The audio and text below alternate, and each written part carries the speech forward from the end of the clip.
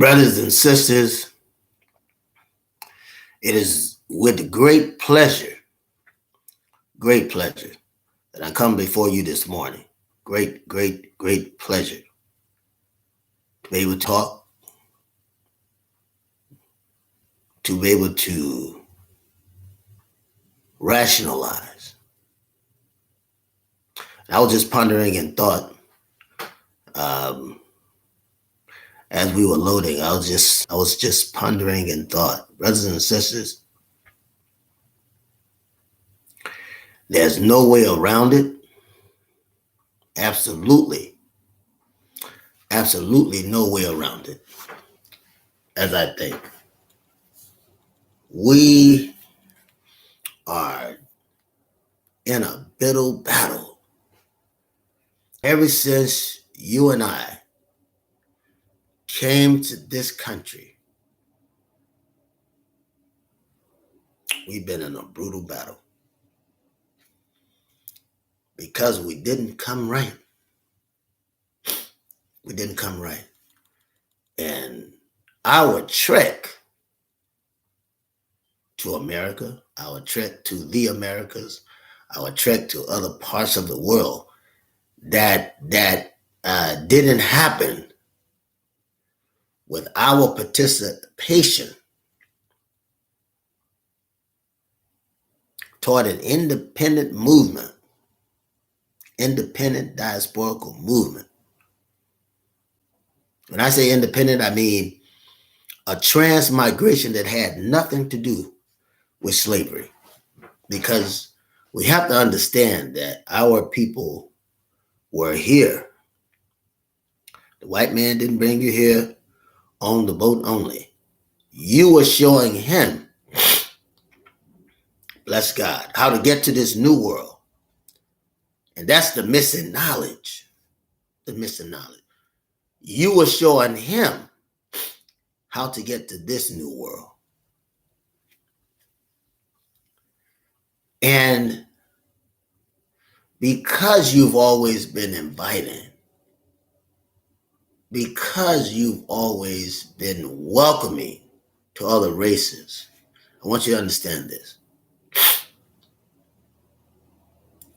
He sees, the white man, sees an opportunity to trap you. Initially, when you were coming here, you were showing him land in his expeditions with the thought in mind that the earth is the Lord's and the fullness thereof. Because the black man, the original black man, the original brown man, the original red man, I have to say original and aboriginal, and the original yellow man out of Africa transmigrated to these lands to educate them and to also establish the precedents and law of God and to civilize and to mature his brothers and sisters there, her brothers and sisters there, with the knowledge of God as a reminder of the law and duties of mankind to one another, humankind to one another. Because there is a difference. And humankind, as it relates to our obedience to God, this understanding of God, brothers and sisters, and I want you to understand this. This understanding of God, the true understanding of God, not many people have it. Not many people have the true understanding of God and who God is. You would have to be privy to a culture and a blood that is committed psychologically, socially, religiously, and mentally, behaviorally, emotionally, to the practice and ideal of servitude, and also total submission to the universal spirit that operates human nature.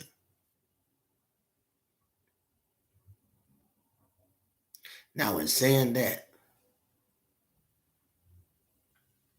if we all followed the law of God, there would have never been any such thing as a slavery transport if we followed the knowledge of God.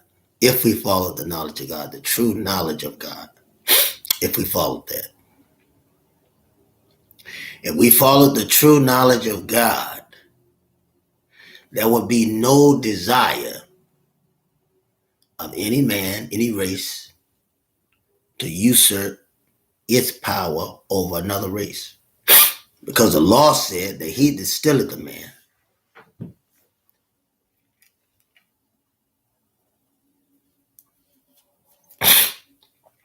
and enslave him, he shall surely be put to death. That's the law, according to Exodus.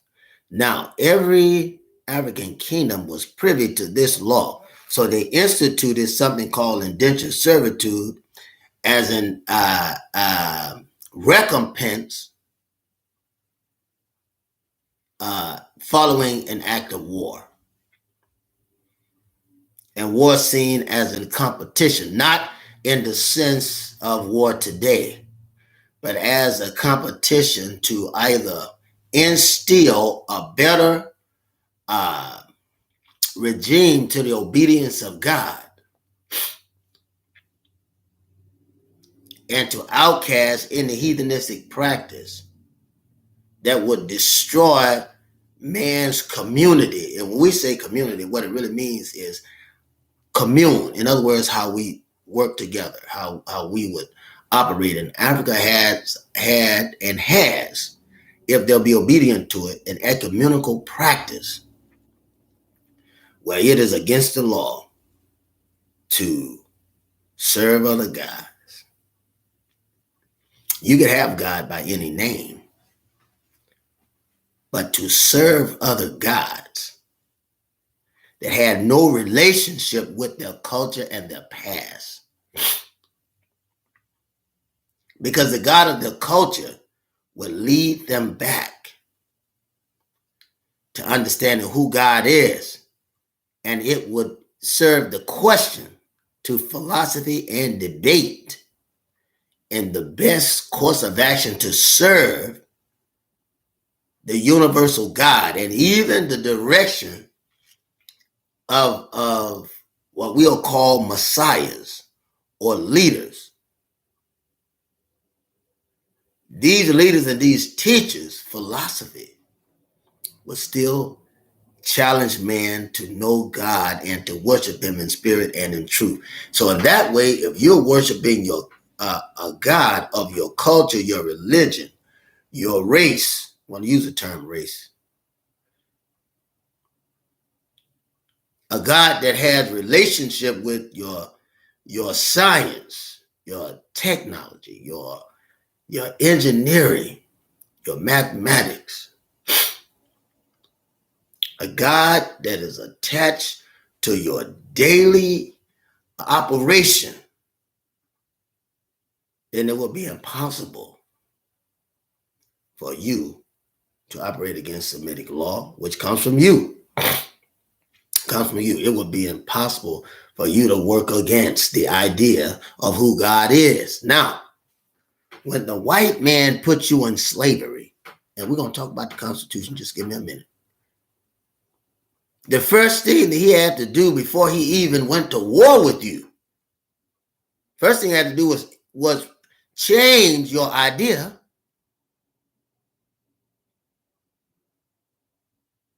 of God. What God could he give you? Because he copied all your gods. But he had to change the complexion of these gods. He had to change the intelligence of these gods. He had to change the wisdom of these gods.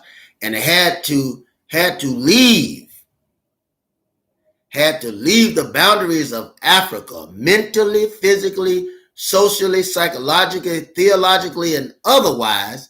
It had to leave the boundaries of Africa commercially here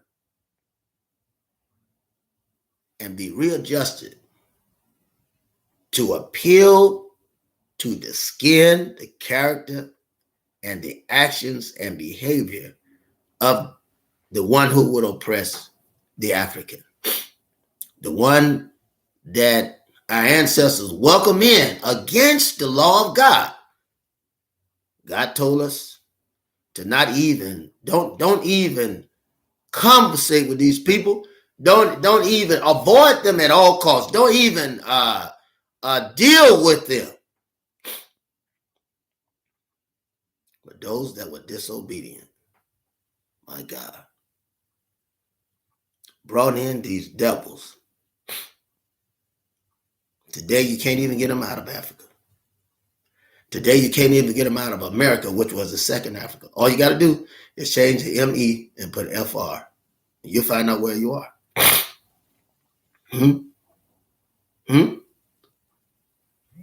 I said, all you got to do is change the M-E and put FR, and you'll find out that America was the second Africa. If you change it. All you got to do is change the M-E to FR in South America, and you'll find out that you were in the South Africa, the second South Africa. I'm trying to tell you that everything that you had and wherever you were, the white man didn't bring y'all there on boats. That is one of the biggest lies going. The transatlantic slave trade is one of the biggest lies going. The white man didn't bring you there on boats only. You were already there. But the biggest mental trick was to replace your idea of God. If he could do that, then he could rule you. If you want to conquer a people, all you have to do is replace their idea of God, because their idea of God is connected to their culture, their religion, their science, technology, engineering, and mathematics. The white man successfully done that.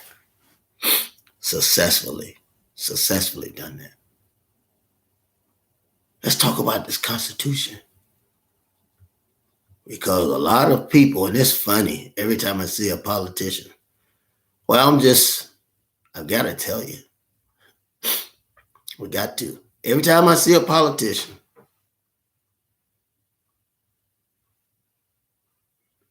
every time I see one, especially a black one, they go to talk about the Constitution and all this stuff. It's crazy, brothers and sisters. This is insane. How you going to be in bondage and represent the very system that put you in bondage, the very laws that put you in bondage? I don't understand it. I don't understand it. You could tell it to me back and forth for a million years, and I'll still not understand why they rejoice at the fact of having black politicians who are keeping the laws in place. I mean, it's like brothers and sisters don't even see, don't recognize that the only thing that black politicians can do is keep the laws in place, keep you in bondage. It's a further blinding efforts to keep you from seeing what's going on around you. You know, when a horse is on the derby, they keep these blinders on each side of the horse, blinders to keep them focused on the race, keep them focused on the race at hand. These blinders supposed to keep him from looking to his left or right so he can focus on the race. His whole objective is to get to the finish line. Well, brothers and sisters, we'll never get to the finish line. Never get to the finish line. See? Because not even the blinders can block the very thing that's in front of you. And that is, before the white man will let you go, before you cross the finish line, he'll kill you dead. It's not going to let you be free. Not even going to let you have a true victory. Can't even have a true victory.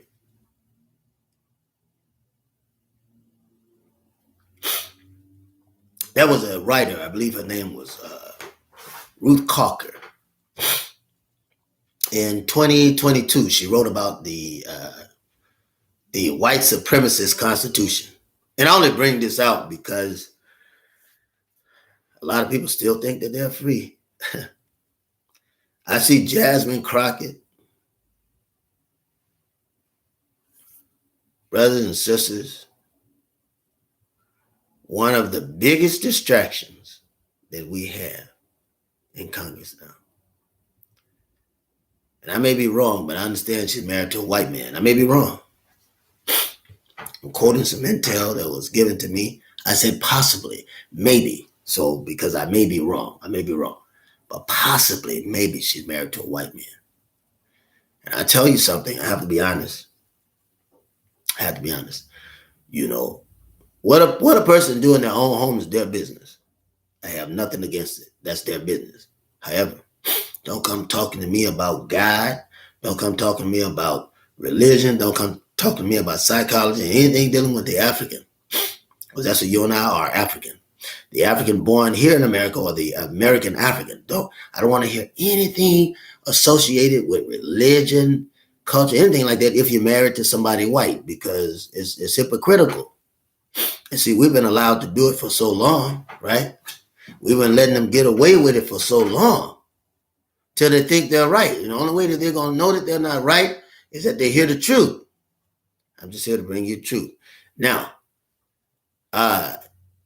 in reality, no white man wants a black man laying with his daughter, his ex-wife, his sister, his cousin, his aunt, his grandmother. No white man wants. You can fool yourself all you want. No white person wants to see black folks laying with their sons and daughters. This is a fact.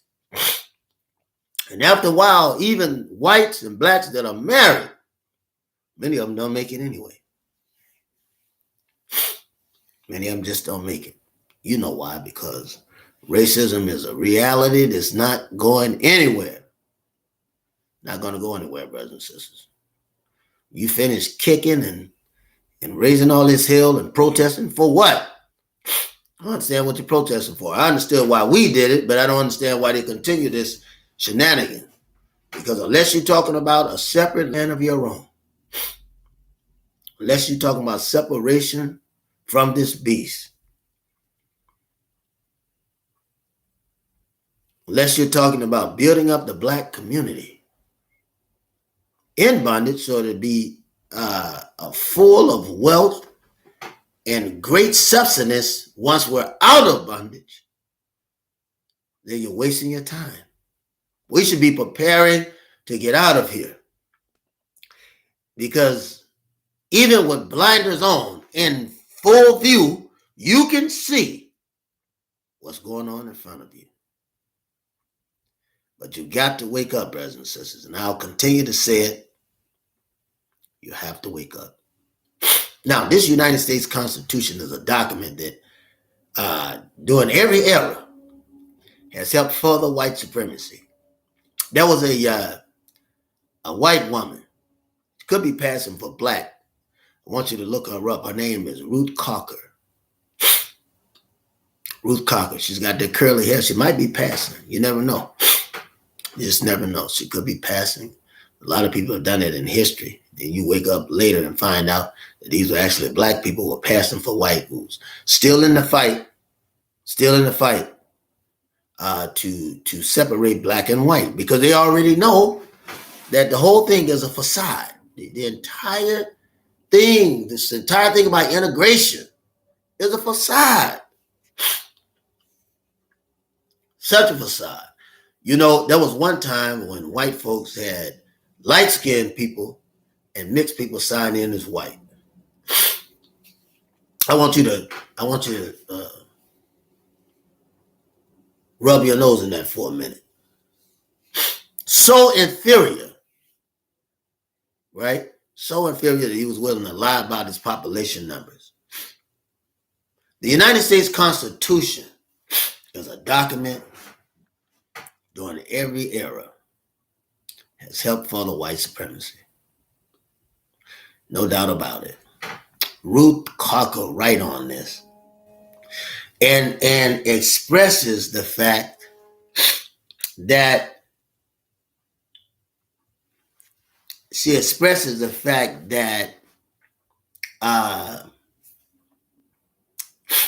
rather than understand the document as a force of progressive structural change, we should understand it as a barrier to change. Now, this was written in 2022, but each year there have been other writers, and of course she's noted, but there's been other writers, other black writers, because my understanding and intel is that she's black, passing for white. There have been other writers and other leaders that have told you about this Constitution. Constitution has no right for us. You were even considered a man or a woman when these things were written. You weren't even considered a man or woman when these things were written. You got to wake up, brothers and sisters. You got to wake up. They counted you as 3/5 of a man. This is an animal. When the Constitution was written, they wrote it for whites, for the benefit of whites. How in the hell do you think that you're going to get rights and justification? How do you think that you're going to get it if you can't? You got to think about this. How do you think you're going to get rights and justifications if you can't be represented in a policy that runs America, included in the fabric of the policy that runs America? So we have to think about that. We have to think about it. Now, another thing that we have to understand,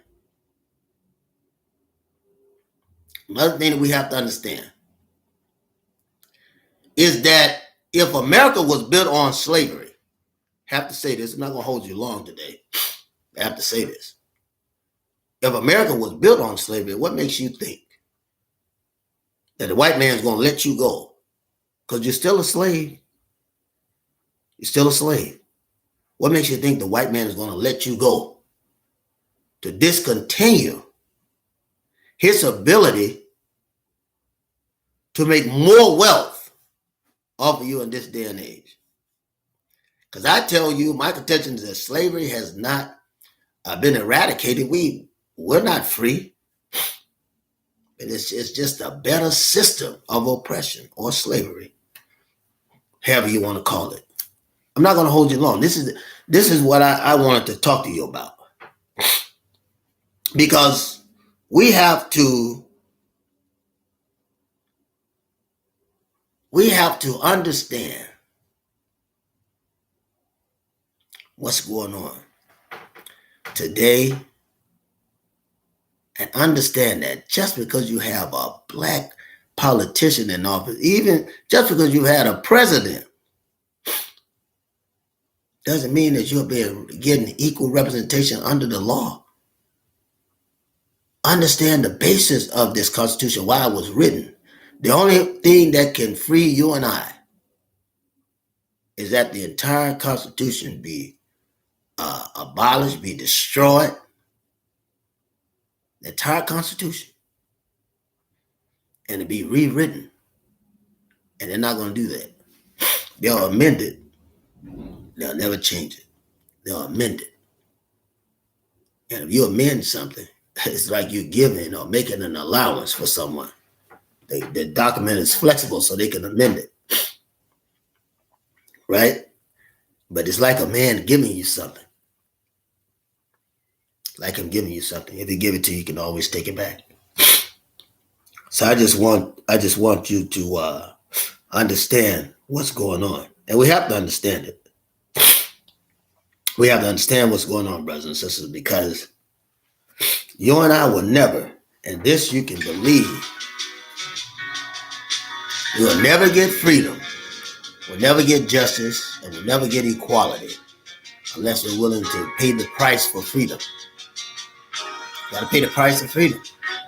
You don't expect to have any kind of freedom from a document that keeps you in bondage. I love you, brothers and sisters. Love one another. Husband and wife, love one another. Brothers and sisters, if you're together as one family, love one another. You produce children. Love these children. Don't provoke them to anger. But build them up in the admonition of God. Build them up in the admonition of Africa and continental culture and heritage. And become familiar with who you are. Don't mistreat one another, brothers and sisters. Love one another. I tell you that I love you. Love you. And this is love talk. If I didn't love you, I wouldn't tell you. Also, brothers and sisters, if I didn't say it in the beginning, I say it to you now. Assalamu alaikum, which means peace be unto you. The peace that goes beyond all understanding. This peace is the peace that comes from God. No one can take this peace away. So brothers and sisters, continue in peace. As we said in our native tongue of Africa, Assalamu alaikum. Peace be unto you.